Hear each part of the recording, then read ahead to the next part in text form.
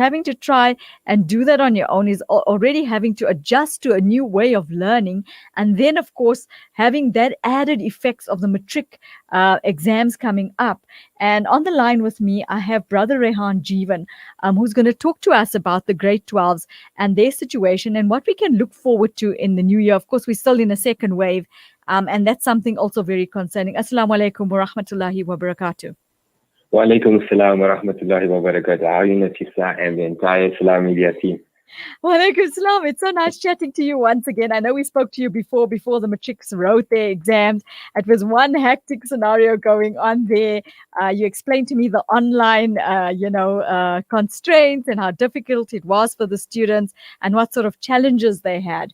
But let's talk about the results are coming out soon. I'm sure there's a lot of tension there due to the fact that this was the first time. I think these particular matrics had a very difficult year. Let's talk about that.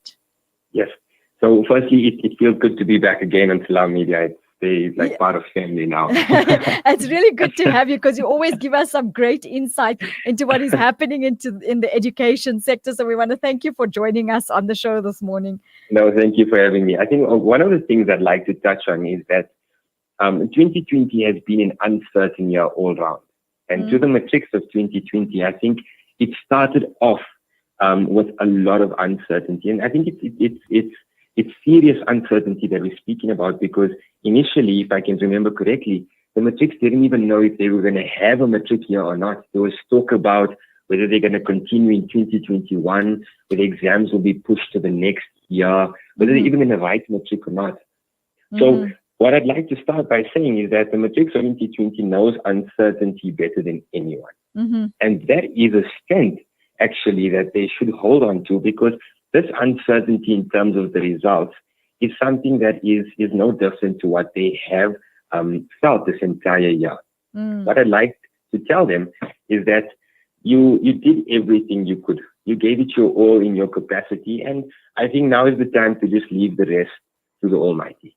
Make the most of this holidays, enjoy the break. And the time will come for you to reap the benefits of all your hard work and effort.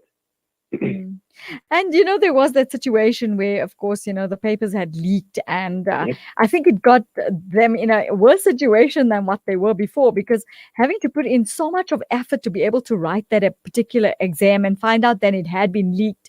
I think a lot of students felt that it was, unfair and difficult towards them because they had put in their very best and then obviously having to rewrite is a whole new round, should we say, of challenges.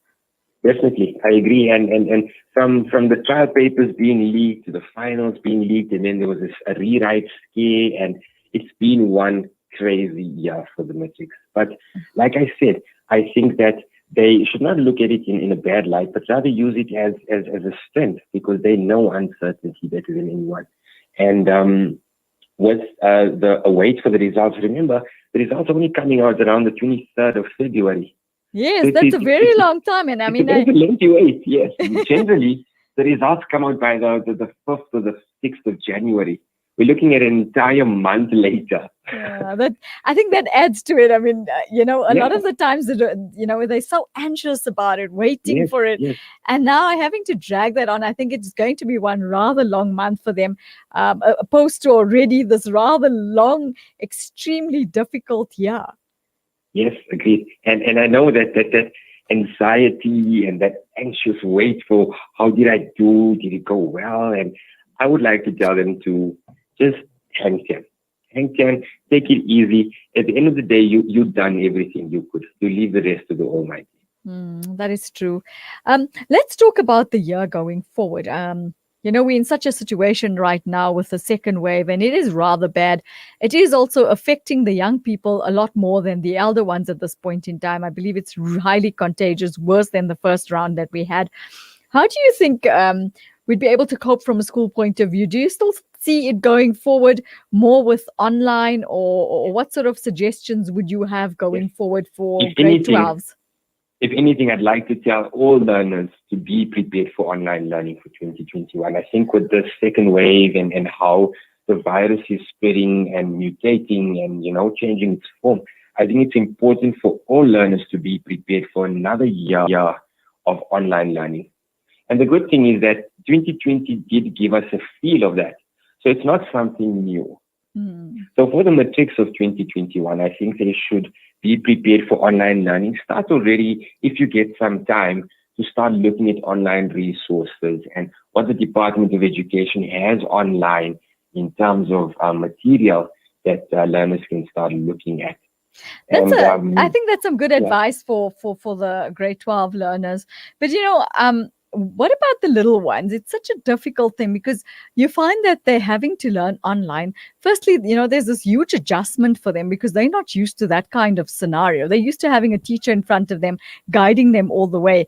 And I think it's been a difficult year for the parents as well because they've had to now get involved in that online and of course, try and edge the little ones on to be able to adjust firstly, and secondly, give them that backup to be able to help them understand what is going on around them. Yes.